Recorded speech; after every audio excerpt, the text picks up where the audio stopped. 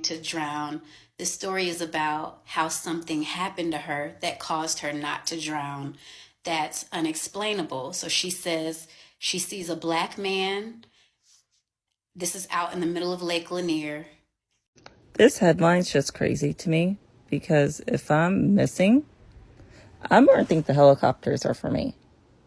That's all. Zach, look, don't try to tell nobody I told you this, but word on the curb is that ain't him. Okay, surviving Lake Lanier. It was 1997. I went to the Brunswick Drop Course Center in January, so it would have been June, July, when they took us on a field trip to Lake Lanier.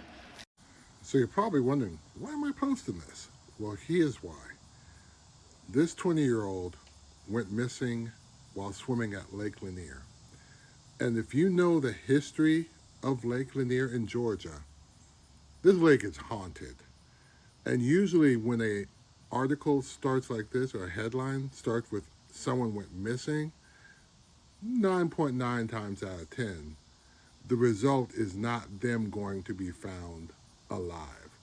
So this boy needs to play the lottery because he got lucky. If you know, you know. Have y'all seen the story of the 20-year-old who went missing on Lake Lanier and was found the next day swimming to shore? Let me show y'all what he looked like. And if you're not familiar with Lake Lanier, it's a lake in Georgia, and if you're from here, we don't fool with it. What I mean by we don't fool with it. There is a sunken city under this lake called Oscarville. A couple of people have documentaries coming out on it. Town full of black people at their own banks, farms, things of that nature. And it was flooded, and it's now Lake Lanier. Now, I want y'all to see the young man. He definitely fooled the ancestors with this fro. They was confused. They definitely floated him all the way to shore because of that fro. Even the look. He looked like he one of us. But this man got a story to tell. Netflix, Tubi, all y'all get ready because we got to hear what happened. What did he see? What did he experience? This ain't never happened before. Brother, let us know. And I'm saying brother because he has to be. I know every news outlet want to hear what he got to say because I'm telling you, he has a story to tell. Okay, so look, y'all ain't heard this from me, but y'all know I love a good rumor, right? Boom. So word on the curb is y'all know homeboy that jumped in the Lake Lanier. He jumped off the boat into Lake Lanier and then like he swam to the shore or something, right? And then he was found alive the next morning. I think the dude name was Zach. Look, don't try to tell nobody I told you this, but word on the curb is that ain't him. No, like it's him, like it's his body, but it ain't him. I don't know if y'all seen this movie years ago. It's called The Skeleton Key, right? So what happened was this lady, she moved into this house and then she started understanding hoodoo. And hoodoo don't work unless you believe in it, right? So then what happened was the slaves that used to live in the house years ago, decades ago, 100 years ago before that, right? They took over her body at the end of the movie after she started believing in hoodoo. All right, y'all, stay with me so I'm going to tie this all together. So Lake Lanier is never known. Nobody's ever been known to survive Lake Lanier, right? And the fact that he was able to swim to the shore at nighttime in Lake Lanier and then was found alive. Now, mind you, they ain't say he came back and then, he contacted the police. They say he was found alive, meaning they found him alive. Now, the streets is saying that one of them people that was down in Lake Lanier, one of them souls, they took over his body. Look, I'm glad Zach is safe and at home and he's alive and well and all this stuff. But, I ain't gonna lie to y'all. If I was Zach's fan, oh bitch, you finna have an exorcism. Nope, you getting an exorcism. You finna get some holy water. You finna get baptized. No. You never bring your ass back up in this house. We finna act like it's a miracle. Some shit happened. Some shit went down there. Sir. Oh no.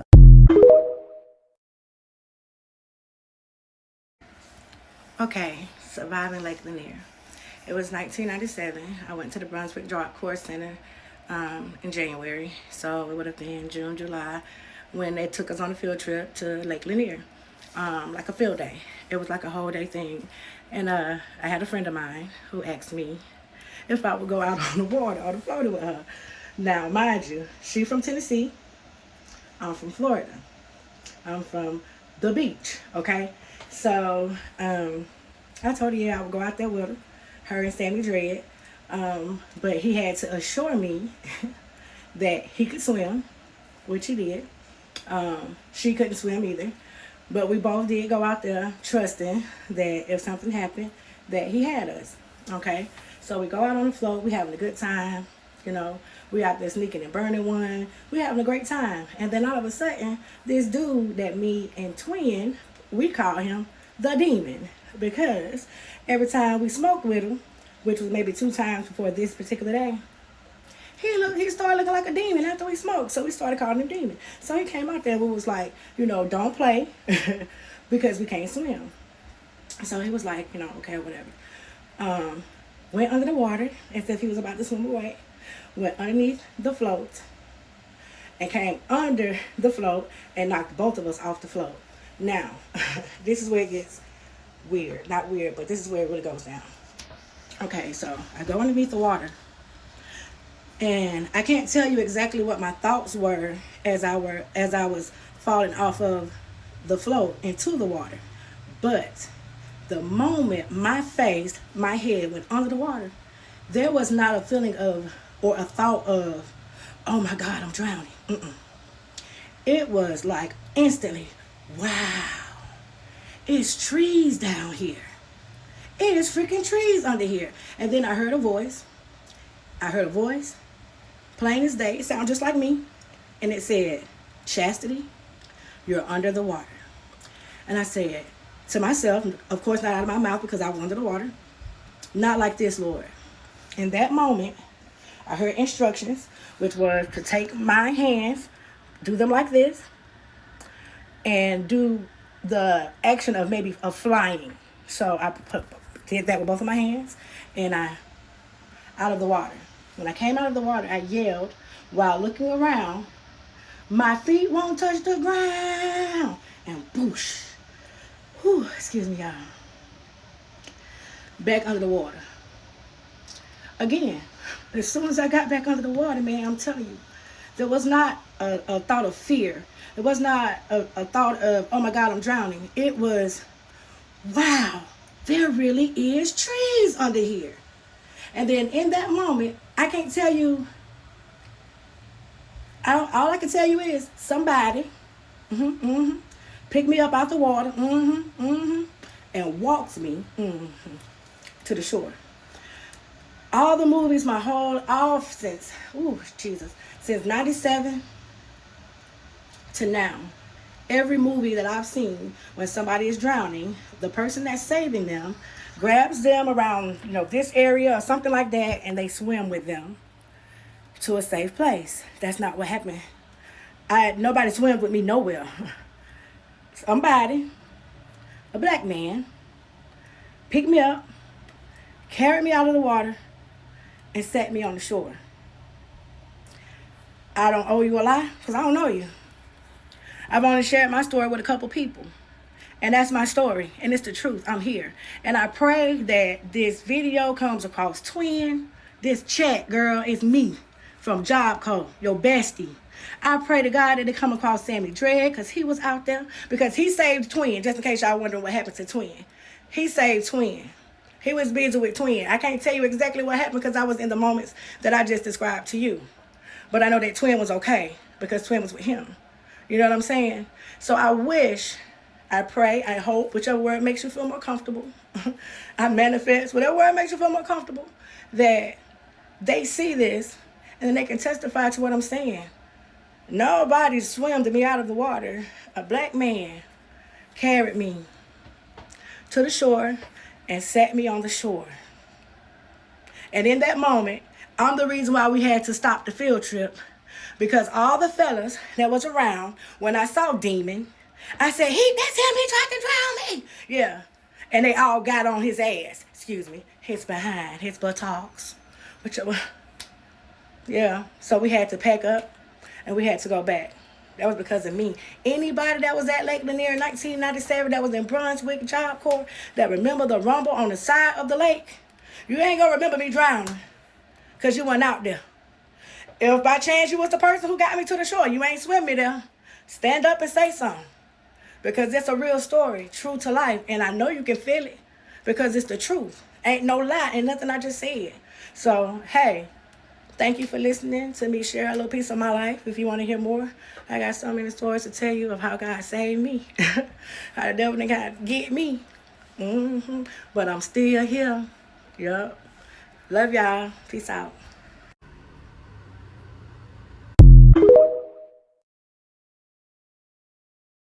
I've only shared my story with a couple people. And that's my story. And it's the truth. I'm here. Okay, so that was a clip from a TikTok that was just sent to me by my mom. And my mom said, take a look at it. She has a very similar story to your story. When you get a chance, go watch her story. Just to sum it up, her story is about being out on the water with friends, and one of the friends purposely flips over her floaty and she begins to drown. In addition to beginning to drown, the story is about how something happened to her that caused her not to drown. That's unexplainable. So she says she sees a black man. This is out in the middle of Lake Lanier. He stands up, picks her up, and carries her to the shore. And that's what saved her life. So, y'all, I watched this video and I'm totally shaken up. Because just like the little clip I showed, how she's like, hey, I haven't told this story to anybody. I have one extremely similar. And the funny thing is, she's from Florida and is familiar with beaches, and I'm from Florida and I'm familiar with beaches. My story is a little similar. So when I was younger, I had a very good childhood friend whose family invited me to go to the beach with them. So y'all, this was like one of those holidays that would have been more like a Memorial Day weekend at the beach or like a 4th of July. Like it was something where there's tons of people like everywhere. And for those of you who know beaches, of course, it's extremely loud when you go during those holidays because of all the people, all the barbecuing, the cookouts, and the activities and things like that. So the friend that invited me with her family, which by the way, y'all, this wasn't just a friend, like they were literally hands down like family. Like I call her mama, auntie, everything. I've even lived with them before, right? So anyway, I go with them to the beach, and one of the things about me at the time was I wasn't an excellent swimmer. Like I loved the beach and I loved water, but I've never been an excellent swimmer. Y'all, I've taken swimming lessons so many times. It just, you know what I mean? It doesn't stick with me. But this friend was an excellent swimmer. So she asked me, did I want to get on my floaty and go out in the water with her? And I said yes. So we're going out and I'm positioned in the floaty, you know, completely on top of it. So on that donut floaty, if I were to knock over in deep water, you know, that's it for me. So she's pushing me. And it was at this moment when I realized this wasn't a friend. This was an enemy, okay? She's pushing me, and all of a sudden she says, oops, guess that's it for me. I almost can't reach the bottom anymore. Bye. And gives the hardest push she can to push me out further, like into the ocean. Yeah, I floated so far into the ocean, like out in the ocean, that I remember not being able to hear any of the noise coming from the crowds on the shore. I was so far in the ocean, all I remember hearing was like birds and occasional, you know, big boats in the distance. And of course, you know, hearing a little bit of the water movement against my floaty. And I remember trying to decide, Do I take a chance and try to put my body inside of this floaty donut thing? Because, if I do, then maybe I can paddle back. But I couldn't make a decision on it because I also knew if I didn't navigate it right, you know what I mean? I'm going to drown.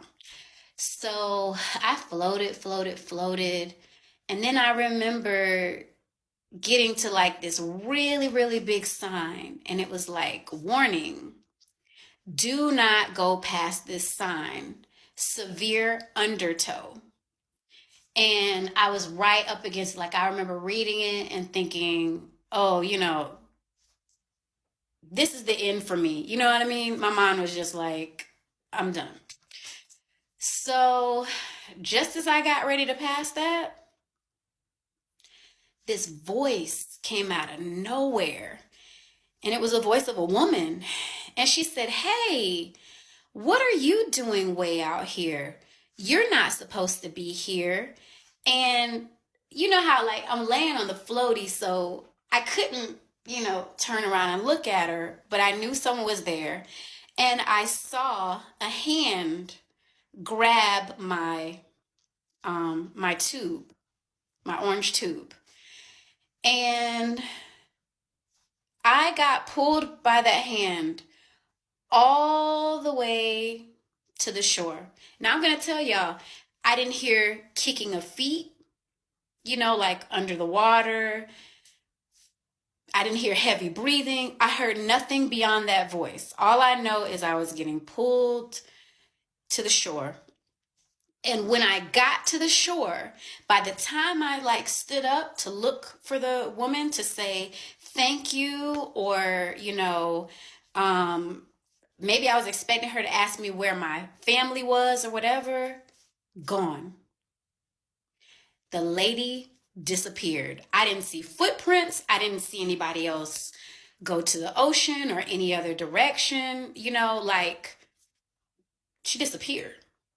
So at that moment, I remember thinking, okay, now I have to find my friend's family who I came here with, because I'm surrounded by thousands of people. I don't know what part, of the shore I've got pulled back into. I have no idea. That was before cell phones, right? This was in the 90s, just like the woman in the clip, the 90s, probably even 97, to be honest, probably the same year. So I, some kind of way, navigate back to find my friend and her family. When I get there, y'all, the look on my friend's face when I walked up, I'll never forget it. She was sitting there getting ready to take a bite out of like a hot dog, and her mouth dropped.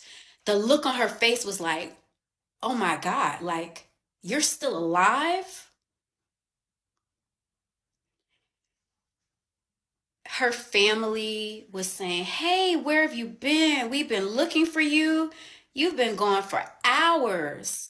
What happened? Where'd you go? We didn't know what happened, blah, blah, blah. She didn't say a word, y'all. She looked at me like she saw a ghost. She was scared, and I was scared, because I was thinking, whoa, she just tried to kill me. And now I have to ride back with the killer. And I don't feel comfortable telling the family she just tried to kill me.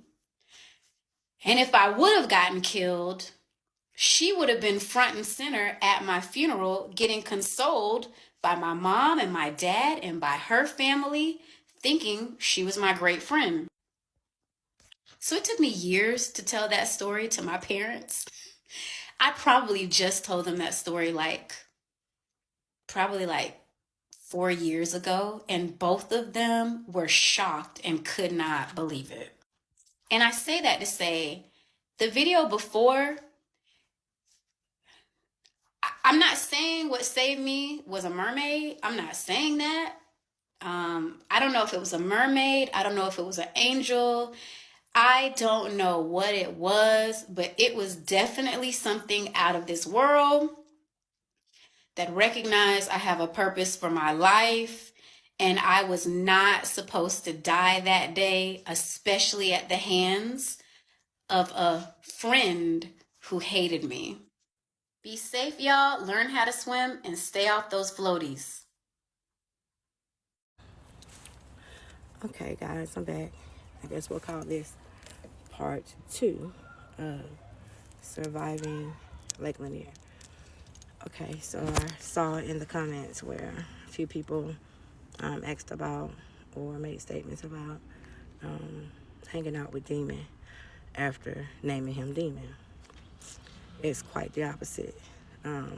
After discovering that what I saw in his eyes wasn't just red eyes from smoking, that there was something that totally showed itself after we smoked, which the second time is when I actually realized that. And that's when we started calling him Demon. He wasn't Demon the first day. I don't remember what his name was, though. So we hadn't hung out with him. So when we went to Lake Lanier, we hadn't hung out with him. We had not hung out with him. So I don't know if maybe that's the reason why he did what he did. I can't tell you what that man was thinking, what was in his head. Maybe that was a mission that he was supposed to be on for such a time as that, you know. I don't know. I don't too much waste my time and my headspace trying to figure out somebody else's headspace. I'm a pretty much it is what it is type of person. So what it was that was what I saw, Demon. So that's what it was. So that's how we left it. For the questions about the man carrying me to the shore, I've been thinking about that because after the second whoosh back into the water and me saying, wow, it really is trees down here, right? I've been trying to remember the moments, I've been trying to remember and try to see in my head, replay the moments, and it's still doing the same thing it did way back then. And this is exactly how the clip goes in my mind then and in my mind right now today, because for the last couple of days I've been pondering. I remember going underwater saying what I just said. Wow, it really is trees down here. The next thing I remember, honestly, I was being carried. Like how you carry your baby. Oh, how you carry your baby, because you carry your baby different. How you hold your baby when you're sitting on the couch, watching TV, rocking your baby, feeding your baby a bottle, the way you hold your baby. That's the way I was being held. So imagine my arms around the neck, okay? I never looked up into her face, but there was a moment after, wow, there really are trees down here that I can't tell you about the space in between that and this moment. But there was a moment that I realized I wasn't dead. I went under the water and I opened my eyes. When I opened my eyes, I did not look up. I looked out. When I looked out, I could see me coming up on the shore. I could see people on the shore. And I could see myself be sat down. At the moment that I was sat down, my eyes went directly to Demon. I didn't even look that way or, well, who's that? That's not what happened. As soon as I was sat down, my eyes went straight to him, and that's when I yelled, that's him. He did it. He tried to drown me. And that's when the fellas handled their business for me. I didn't have to try to fight a man. The men took care of that for me. You know, I know he was a black man because when I opened my eyes, I was in the arms of a black man. My father is a black man. He was just as black as my daddy was. So that's how I know he was a black man. I didn't have to see his face. I was in his arms. Just imagine yourself being held in the arms of somebody who loves you. You ain't got to be looking in their face, you in their chest. But you see their arms. You know who they are. You know what I'm saying? If it was a woman, you would know you feel some boobs. That's a lady. Wasn't no boobs, so wasn't no lady. You know what I'm saying? I don't want nobody to get it twisted as if I don't know who I serve, because I do. And I don't know that he's forever watching over me and keeping me and my children and my family. I do. I'm not confused about that at all. I wasn't confused about that then. When I made the statement that I didn't know who it was, I don't. I don't. I don't know that man. I don't know where that man went. I ain't looked to see where he went neither. I was looking at what was going on and the emotions that I was feeling at the moment. And it wasn't, who is this? It was, there he go. So, just to kind of clear that part up a little bit so that you can better understand that I wasn't playing around with my soul or with my life by saying, hey, this dude look like a demon, so I'm still gonna chill with him. Nah. I was raised in a spiritual household. My mother was a seer, healer, everything. I inherited from my mother. You know what I'm saying? So I was raised a certain way. I had a certain belief growing up. I still have a certain belief. There's certain things that I stand on. You know what I'm saying? So I appreciate every single person that said, God bless me. That said, I'm here for a reason to be able to tell my story. That said, thank you for telling the story. I also appreciate the people that had something funny and something smart to say. Because I'm goofy like that. So you made my day with a smile and a laugh. If that's, I don't know if that was purpose, but that's all you're going to do. You know what I mean? I just want to say, the Most High is real. He is not a ghost. He's not a ghost. He's real. He's living. He lives inside of us. He has placed within us abilities, powers, and things that come without repentance. We don't have to tell anybody that we're sorry for them. It is not our responsibility to make you understand a gift that God is giving, because it comes without repentance. I don't have to repent for it. You know what I mean? All I could do is say to you to trust and understand that everything ain't what it seems. Everything ain't what it looked like. But everything is what it is. Now, I don't know if you can understand it. If you can't, that one for you. If you can understand that, that was for you. Because you get that. You know what I'm saying? So, just know that he real. Just know that the unseen world is the real world. Just know that we in this world, but we're not of this world. Just know that if you over here, you are the bloodline of the Christ, the Messiah. And Southern culture and other places too, we say Jesus. We find out about Yahushua. If you dig just a little bit further than Hebrew and Yahushua, you will run into Soka, which is a Bantu language, and you'll find out that the Savior was called Missindisi in that language back then. You will find out that who we call God, the Most High, I am that I am, was so nini na nini. Say what you want to say. Do the research. Google it. And you'll see that I'm not making up something, just saying something. I serve the true and living God, the God of the gods. I don't serve the Anunnaki, I serve the gods that can judge them. Now, if that went over your head, whoop, if you got it, you understand where I'm coming from.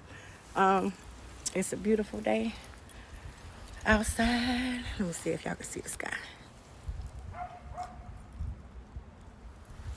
It's a nice day. And I just want to say, have a great one. My head is not itching either, y'all. It just feel good, so I like to. Anyway, have a blessed day. Have bliss in your day. Stay true to who you are. Stay true to whose you are. And everything gonna be all right.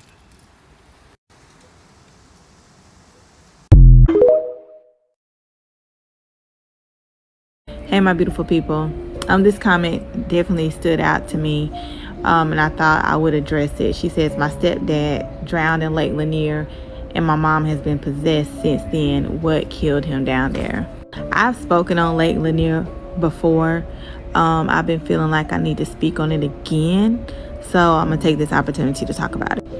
So back in the beginning of April, I actually was going to go visit Lake Lanier to get some content, to get some filming done, to see what I could feel, what I can hear. Did anybody need me down there? But after I thought about it for a little while, I was actually in Georgia that day. I decided not to go. So for this one, I had to take an L on it, okay? Because just because you can do things doesn't mean that you should do things. And I felt like it was not necessary, and I did not need to go to Lake Lanier. So Lake Lanier is a man-made lake that was made over a community, and also in that community was a graveyard. There are actual images that you can find online that show you the graves that are under Lake Lanier. Now, this community had a lot of black people in the community, so they were driven out when they started doing this man-made lake, and then also they didn't drive everybody out. Some people died. So with that being said, there are souls under the lake, and I've said this before, it has no rhyme or reason.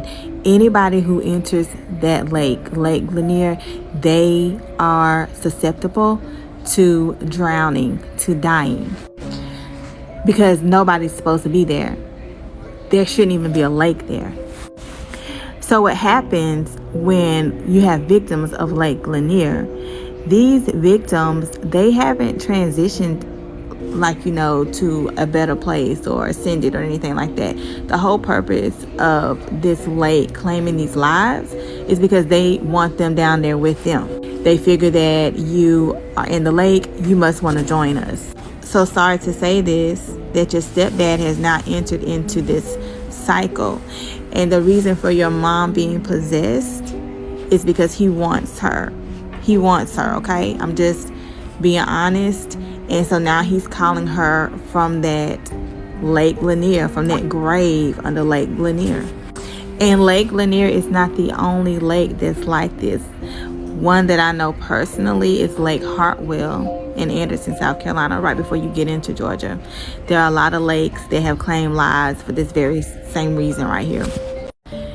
There's been some weird stuff going on at Lake Lanier lately. I'm on the Harris of the News. People always say Lake Lanier is cursed and the ancestors are down there rumbling, y'all. Why have there been 4 earthquakes near Lake Lanier lately? They all happened within the same week, all at night or in the middle of the night. Now, these were all magnitude 2 to 2.5, and things don't really start to get weird and destructive until at least like magnitude 4. But some people who live up there say they felt it. I mean, you could hear just a shock and a blast, and the house just shook and the windows shook. And thought it was like an explosion. Researchers from a bunch of universities in Georgia have been over there to Lake Lanier to figure out what's going on. And it gets weirder. Apparently, there are now invasive mystery snails in the lake. The Department of Natural Resources says these are Chinese, Japanese mystery snails that are native to East Asia. Now, I'm no geography teacher, but China and Japan are closer to the west coast of our country. How did they end up in Lake Lanier? Officials say they found them while doing some routine sampling of the lake. They found them in other waterways here in Georgia too, and they're really not positive on how they got there. It is possible that somebody had it as a pet and dumped it in there, but you're not actually allowed to own them anymore, and if you see one, you're supposed to report it. And just so y'all don't want to tussle with me in the comments, Lake Lanier isn't really cursed. It's safe. You can go out there if you want to. People just think it's cursed because it was a man-made lake that was made by flooding several communities, including a predominantly black community, Oscarville, and a bunch of unmarked graves. So now people basically think their spirits are yanking people under. And hundreds of people have died on Lake Lanier. So good luck out there this summer. Share this informed you and follow for more news.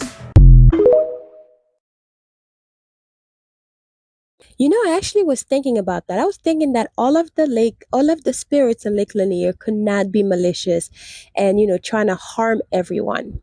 And also, one part of me is also thinking, why and how did they choose who gets to live and who gets to die? Because clearly they are helping people survive, like this young man who survived after an entire day in Lake Lanier, which is kind of weird to me. But also, my conspiracy theory side is thinking like, are they the same people that come back? Like, how can you tell that this person was not taken over by a spirit? I don't know. I'm just thinking because this gentleman who survived, he clearly heard from what he said, from what they were saying, the news was saying that he heard the siren, but did not go find where the siren was coming from. I mean, if I was lost and I'm looking for my friends, and for example, you came back in shore and they're looking for you, you see that nobody's there and you hear sirens, why wouldn't you go towards the sirens so they can try to help you? Did he not know that he was lost? What was going through his head? And also, like, clearly there are spirits under that are trying to help people survive so they don't make the same mistake that they did, or so they don't end up losing their life like they did. But to me, it's just kind of weird. Like, how do you know if those people that do survive, especially if you spend a whole day and night or 12 hours or 24 hours under the water or in the vicinity, you're just swimming, how do they determine who gets to live or die? And from my previous video, this one lady said that she feels like they push a button and then uh the water will do something, and that's how people start drowning in the water at a specific time, which to me is kind of weird. So this 24 hours that the man spent in the water, was there nobody there to push that button? I mean, don't get me wrong. Yes, I do believe that Lake Lanier is haunted and it's probably cursed, because of everything that happened to the lake. How the lake came about.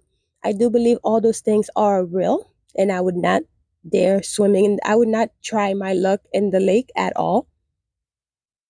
But I also question a lot of the stuff too, like how did those animals end up on the lake from wherever, the South Pacific Ocean, from Asia, wherever they came from? How did they end up on the lake? It's a man-made lake. How did they end up there? Who put them there? And how did some people get to survive and some don't? What happened? I have so many questions, so many questions. And all of a sudden, out of nowhere, the earthquakes that have been happening, although they're not like major earthquakes, but all the earthquakes, do they have like a titanium plate? Is it titanium? I think it's called, under the water, that is causing the earthquake. Like, where did all this come from? This whole Lake Lanier thing is something to really study, because at this point, I have a lot of questions. What are your questions? Let me know in the comment section below. I'll see you in the next video. Bye.